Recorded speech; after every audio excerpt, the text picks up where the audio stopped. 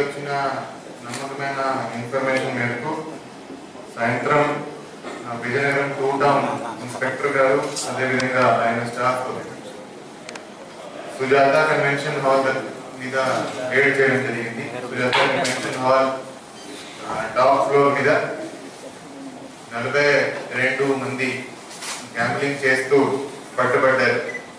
42 మంది దగ్గర 17,34,190 rupees cash sales చేయడం జరిగింది.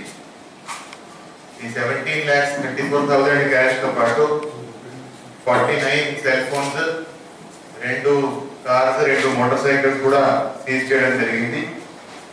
వాళ్ళందరూ మన విజయనగరం జిల్లా అదేవిధంగా మన చుట్టుపక్కల జిల్లాల నుంచి వచ్చి ఇక్కడ గ్యాంబ్లింగ్ చేస్తున్నారు.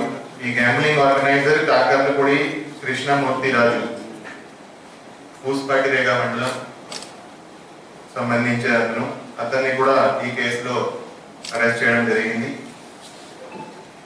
ఈ 42 మందిలో విజయనగరం జిల్లా సంబంధించి 15 మెంబర్స్, శ్రీకాకుళం నుంచి 6 మెంబర్స్, విశాఖపట్నం నుంచి 9, అనకాపల్లి 11, పర్వతీపురం అనే ఒకడు.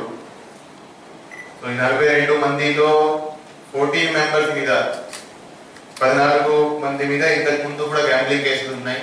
సో అందరూ కూడా హ్యాబిచువల్ గ్యాంబ్లర్స్.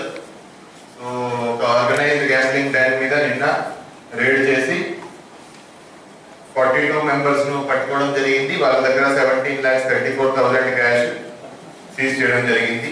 సో ఈ మంచి పని చేసిన డిఎస్పీ విజయనగరం ఆధ్వర్యంలో 2 town inspector, 2 town SI and వాళ్ళ స్టాఫ్ ను అభినందించడం జరుగుతుంది.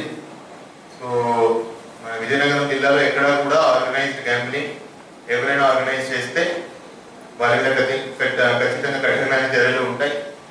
ఎక్కడా కూడా ఆర్గనైజ్డ్ గ్యాంబ్లింగ్ ఎక్కడా కూడా జరగకూడదు. ఎవరైతే ఎవరి ప్రెమిసెస్ వాళ్ళు యూజ్ చేస్తున్నారో వాళ్ళ మీద కూడా మేము చర్యలు తీసుకుంటాము, వాళ్ళ మీద కూడా యాక్షన్ తీసుకుంటాము. ఈ కేసులో సుజాత కన్వెన్షన్ హాల్ వాళ్ళు కూడా ఈ రూమ్ రెంట్ మీద ఇవ్వడం జరిగింది.